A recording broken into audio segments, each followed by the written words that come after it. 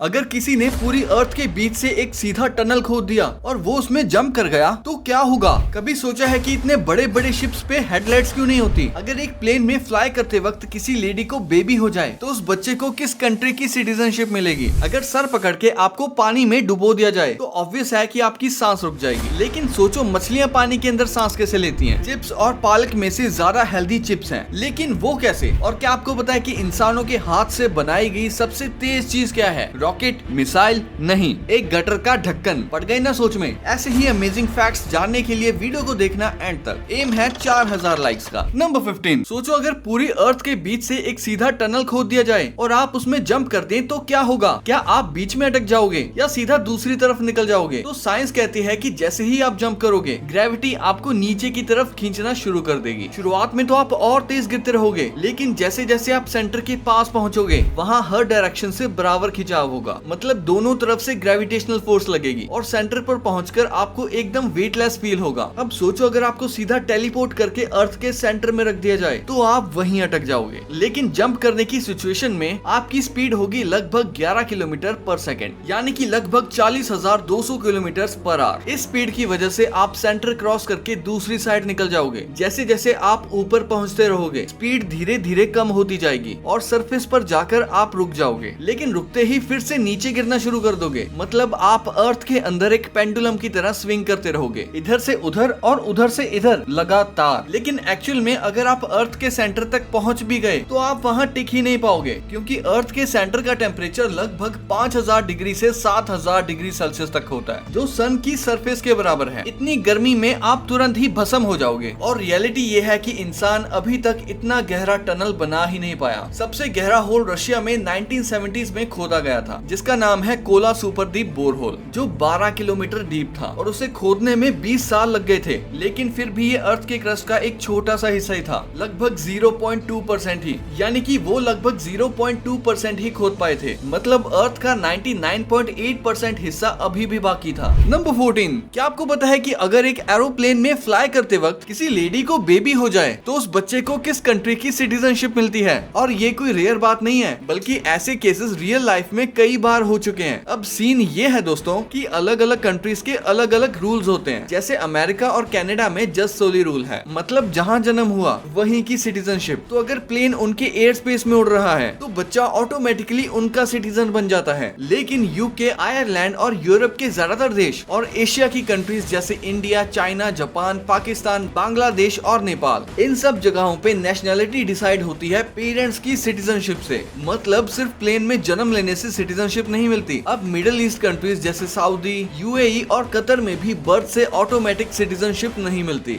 वहाँ भी rule parents की नेशनैलिटी पे डिपेंड करता है और ज्यादातर केसेस में फादर की नेशनैलिटी डिसाइड करती है कि बच्चा सिटीजन बनेगा या नहीं। और अगर प्लेन समुद्र के ऊपर फ्लाई कर रहा हो तो बेबी को उस एयरलाइन की रजिस्टर्ड कंट्री की सिटीजनशिप मिल सकती है। तो दोस्तों एक ही फ्लाइट बर्थ के केस में देश के हिसाब से अलग अलग रूल्स फॉलो होते हैं। नंबर 13, ये दुनिया की सबसे छोटी मूवी है जो बनाई गई थी सिर्फ एटम से। हाँ भाई, एटम्स, मतलब दुनिया के सबसे छोटे बिल्डिंग ब्लॉक्स। इस मूवी का नाम है a boy and his atom और इसे बनाया था IBM के साइंटिस्ट ने। मूवी सिर्फ 1 मिनट की है, लेकिन इसको बनाने के लिए साइंटिस्ट ने एक स्पेशल माइक्रोस्कोप यूज करके कार्बन मोनोऑक्साइड के एटम्स को एक एक करके मूव किया और फिर उनसे एक स्टॉप मोशन फिल्म तैयार की। सोचो जहाँ एक एक फ्रेम बनाने के लिए एटम्स को मूव करना पड़ा। मतलब लिटरली साइंस और क्रिएटिविटी का अल्टीमेट कॉम्बो। और हाँ, ये मूवी गिनीज वर्ल्ड रिकॉर्ड्स में भी रजिस्टर है as the world smallest movie ever. Number 12, ये है दुनिया का सबसे deepest swimming pool, deep dive Dubai.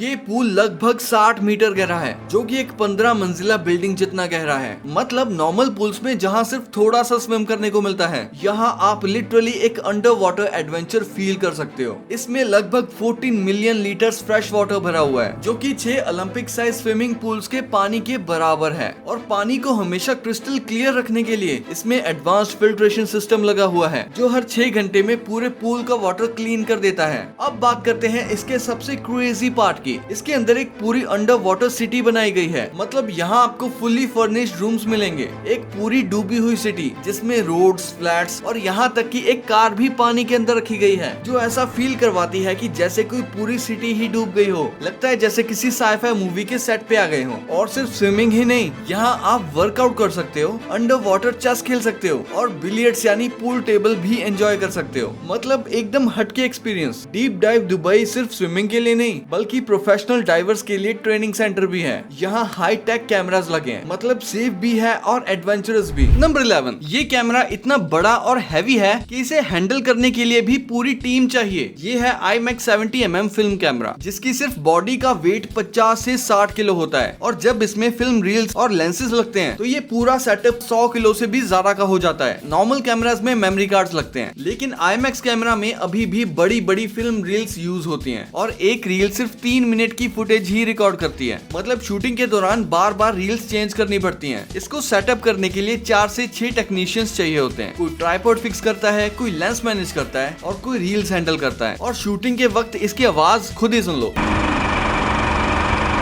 इतनी नॉइजी की डायलॉग सही से रिकॉर्ड ही नहीं हो पाते, इसीलिए एक्टर्स को स्टूडियो में बाद में दोबारा बोलना पड़ता है, जिसे ADR ऑटोमेटेड डायलॉग रिप्लेसमेंट या डबिंग कहते हैं। नॉर्मल कैमरास के कंपैरिजन में IMAX का फ्रेम 10x बड़ा होता है। इस वजह से डिटेल और क्लैरिटी एकदम नेक्स्ट लेवल होती है। इसीलिए क्रिस्टोफर नोलन जैसे डायरेक्टर्स अपनी मूवीज में IMAX कैमरा का यूज करते हैं। द डार्क नाइट, इंटरस्टेलर और ओपनहाइमर जैसी मूवीज IMAX कैमरा पर शूट हुई हैं। बॉलीवुड की बात करें तो असली IMAX कैमरा से शूट होने वाली पहली फिल्म थी पठान। और IMAX का असली मजा तब आता है जब आप IMAX थिएटर्स में फिल्म देखते हो। वहाँ की मैसिव कर्व स्क्रीन और सराउंड साउंड आपको लिटरली फिल्म के अंदर खींच लेते हैं। नंबर 10, बताओ पालक और चिप्स में से कौन ज्यादा हेल्दी है? आप बोलोगे ऑब्वियस है पालक, और सही भी है, लेकिन प्रॉब्लम ये है कि आज के टाइम सब कुछ पेस्टिसाइड से भरा हुआ मिलता है। USA का एक नॉन प्रॉफिट ग्रुप है EWG, एनवायरमेंटल वर्किंग ग्रुप। ये हर साल एक लिस्ट बनाता है जिसे कहते हैं डर्टी डजन। इसमें उन फ्रूट्स और वेजिटेबल्स के नाम होते हैं जिसमें सबसे ज्यादा पेस्टिसाइड रेजिड्यू मिलता है। पालक, एप्पल, ग्रेप्स, तरबूज, कैबेज, पाइनएप्पल, पपाया, ये चीजें लिस्ट में आ जाती हैं जो हम रोज खाते हैं। EWG ने 50,000 से भी ज्यादा सैंपल्स टेस्ट किए और उनमें 200 प्लस डिफरेंट पेस्टिसाइड्स टेस्ट किए गए। और शॉकिंग बात ये थी कि कुछ पेस्टिसाइड्स तो ऑफिशियली बैन हो चुके हैं, फिर भी उनके ट्रेसेस मिले। तो इसका मतलब ये नहीं कि आप फ्रूट्स और वेजेस खाना छोड़ दो, बस उन्हें अच्छे से वॉश करो, पील करो जब पॉसिबल हो और ऑर्गेनिक ऑप्शंस प्रेफर करो। इससे आपकी बॉडी में कम जहर जाएगा। नंबर 9, कभी सोचा है कि इतने बड़े बड़े शिप्स में हेडलाइट्स क्यों नहीं होती? अगर होती तो टाइटैनिक आइसबर्ग से बच जाता। वेल, ये सुनने में मस्त लगता है, पर असली रीजन कुछ और ही है। देखो, कार की हेडलाइट्स यूजफुल होती हैं क्योंकि रोड पे 100 से 150 मीटर तक विजिबिलिटी काफी होती है और कार उस डिस्टेंस में आराम से रुक भी जाती है। लेकिन शिप्स का साइज 400 से 500 मीटर लंबा होता है और उन्हें रोकने के लिए किलोमीटर्स तक का डिस्टेंस चाहिए होता है। मतलब चाहे लाइट हो या ना हो, शिप इतनी जल्दी रुक ही नहीं सकता। दूसरा रीजन, सी और ओशन में लाइट काम नहीं आती। वहाँ फॉग, मिस्ट और वाटर पार्टिकल्स होते हैं जो लाइट को रिफ्लेक्ट कर देते हैं। इस वजह से हेडलाइट्स वहाँ ज्यादा हेल्प नहीं करती। और अगर मान लो बहुत पावरफुल लाइट्स भी लगा दी जाएं जो किलोमीटर्स तक शाइन करें, तो वो सामने आने वाले शिप की क्रू को ब्लाइंड कर देगी और कोलिजन का रिस्क और बढ़ जाएगा। इसीलिए शिप्स पावरफुल लाइट्स यूज नहीं करती, बल्कि रडार, सोनार और नेविगेशन सिस्टम का यूज होता है। नंबर 8, कहा जाता है कि एक कैदी ने सिर्फ साल्सा सॉस यूज करके 6 साल में जेल की सलाखें गिरा दी और भाग निकला। सुनने में एकदम फिल्मी लगता है ना? इसको चेक करने के लिए मिथ बस्टर्स ने एक्सपेरिमेंट किया। उन्होंने एक जेल सेल बनाया और सबसे ज्यादा एसिडिक साल्सा सॉस को लोहे की सलाखों पर लगाया। अब ऑब्वियस है 6 साल वेट करना पॉसिबल नहीं था, इसीलिए उन्होंने प्रोसेस फास्ट करने के लिए इलेक्ट्रिसिटी यूज की। रिजल्ट, सिर्फ 1 हफ्ते में सलाखों पर करोजन यानी जंग लगना स्टार्ट हो गया। 1 महीने बाद लगभग आधा लोहा खत्म हो चुका था और 4 महीने के अंदर अंदर सलाखें इतनी ज्यादा वीक हो गई कि मुश्किल से कुछ बची थी। इस एक्सपेरिमेंट ने प्रूव कर दिया कि साल्सा सॉस में एसिडिटी और सॉल्ट की वजह से आयरन टाइम के साथ करोड हो सकता है। मतलब थ्योरी सच है, पर रियल लाइफ में बिना टूल्स के एक इंसान के लिए सिर्फ साल्सा सॉस से जेल की लोहे की सलाखें तोड़ना ऑलमोस्ट इम्पॉसिबल है। नंबर 7, कभी सोचा है कि हर जगह कार्टून्स और मूवीज में चूहों को चीज के पीछे भागते हुए क्यों दिखाया जाता है, जबकि असल में उनको चीज पसंद ही नहीं होती। सीन कुछ ऐसा था कि फ्रिजेस के इन्वेंशन से पहले डेयरी प्रोडक्ट्स जैसे मिल्क और चीज नॉर्मल कप बोर्ड्स में स्टोर होते थे। ठंडी जगह ना मिलने की वजह से चीज पे जल्दी फंगस लग जाती थी। 1950s के टाइम पे ये मोल्ड वाली चीज रिच लोगों के लिए एक स्पेशल फूड बन गई थी। अब चूहों की चॉइस देखो, उनको कार्ब्स और मीठी चीजें ज्यादा पसंद होती हैं। अब मोल्ड वाली चीज में कार्ब्स होते थे, इसीलिए वो उसकी तरफ अट्रैक्ट होते थे। बस वहीं से ये मिथ चल पड़ी कि माइस लव चीज। सच तो ये है कि चूहों को रोटी, ग्रेन्स और मीठी चीजें चीज से कहीं ज्यादा पसंद आती हैं। नंबर 6, कभी सोचा है दोस्तों समुद्र में शिप्स हमेशा हिलते डुलते रहते हैं, तो उनकी किचन में खाना कैसे बनता होगा? नॉर्मल स्टोव होता तो कुकर, केटल सब गिर जाते। इसीलिए शिप्स की किचन्स यानी गैलीज में लगा होता है ये स्पेशल गिम्बल्ड स्टोव। ये स्टोव एक रॉकिंग मैकेनिज्म पे फिटेड होता है जो शिप के मूवमेंट के साथ अपने आप एडजस्ट हो जाता है। मतलब शिप चाहे लेफ्ट राइट हिले पर स्टोव बिल्कुल लेवल पे रहता है। इस वजह से प्रेशर कुकर, चाय की केटल या फ्राइंग पैन सब सेफ रहते हैं और क्रू आराम से कुकिंग कर पाता है चाहे समुद्र कितना भी हिले। नंबर 5, अगर आपको एनिमेटेड मूवीज पसंद है तो आपने पिक्सर मूवीज की स्टार्टिंग में एक जंपिंग लैंप जरूर देखा होगा जो आई के ऊपर जंप करके अपनी जगह बना लेता है। ये लैंप असल में है लुक्सो जूनियर जो 1986 में पिक्सर स्टूडियोज की एक शॉर्ट फिल्म में सबसे पहली बार दिखाई दिया था। उस शॉर्ट फिल्म का नाम भी था लुक्सो जूनियर जिसमें 2 डेस्क लैंप्स थे, एक बड़ा लुक्सो सीनियर और एक छोटा एनर्जेटिक लैंप लुक्सो जूनियर। छोटा लैंप एकदम प्लेफुल था,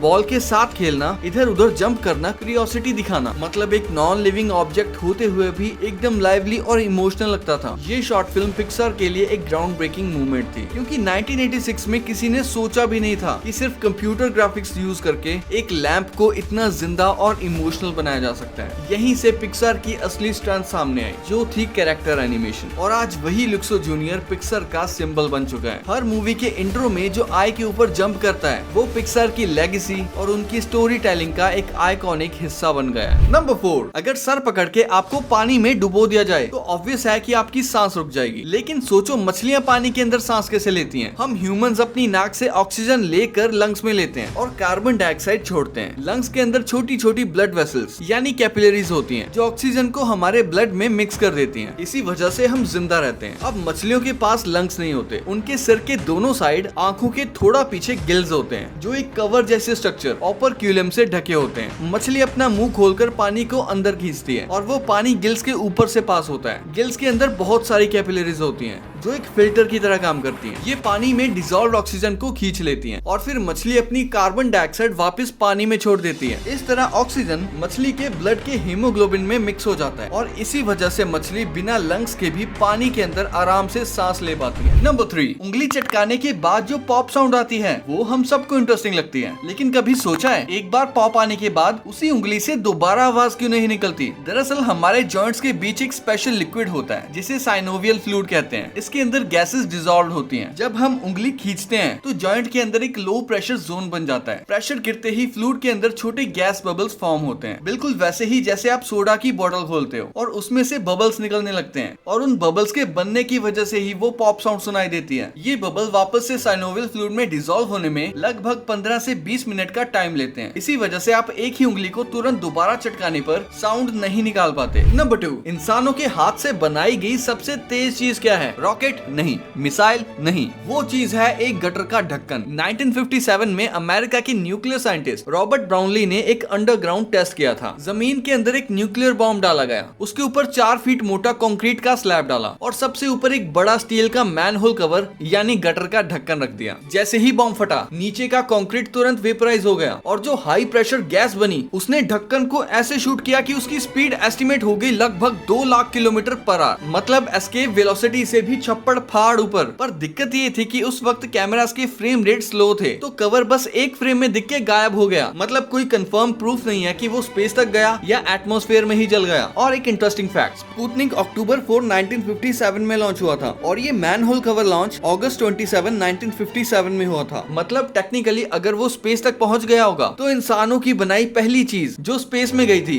वो एक गटर का ढक्कन था। No satellites, no humans. Number 1, कभी सोचा है कि कभी कभी हमारी नाक का एक छेद बंद क्यों लगता है? मतलब वहाँ से हवा आती ही नहीं लगती या बहुत कम लगती है। और अगर अभी लंबी सांस लो तो तुम्हें खुद फील होगा कि एक नोस्ट्रिल से ज्यादा हवा आ रही है और दूसरे से बहुत कम। तो इसको कहते हैं नेजल साइकिल। ये एक नेचुरल प्रोसेस है जो हर इंसान के साथ होता है। हमारी नाक के अंदर एक स्पेशल टाइप के टिश्यूज होते हैं जिनको टर्बिनेट्स बोलते हैं। ये टर्बिनेट्स कभी सूज जाते हैं और कभी श्रिंक हो जाते हैं। जब वो स्वेल होते हैं तो उस नोस्ट्रिल से हवा कम जाती है और जब श्रिंक होते हैं तो हवा नॉर्मल से ज्यादा पास होती है। ये साइकिल लगभग 2 से 6 घंटे के गैप में नेचुरली स्विच होता रहता है। इसका मेन पर्पस होता है नाक को प्रोटेक्ट करना ड्राइनेस, डस्ट और इन्फेक्शन से। मतलब एक नोस्ट्रिल को रेस्ट मिलता है जब दूसरा ज्यादा काम करता है। तो ये वीडियो यही एंड होती है। ये 2 वीडियोस भी काफी अमेजिंग है तो इनको भी देखना और ये वीडियो पसंद आए तो इसको लाइक कर दो, चैनल को सब्सक्राइब कर लो ऐसे और अमेजिंग फैक्ट्स के लिए। मैं मिलता हूँ आपसे अगली वीडियो में, तब तक के लिए कीप द नॉलेज।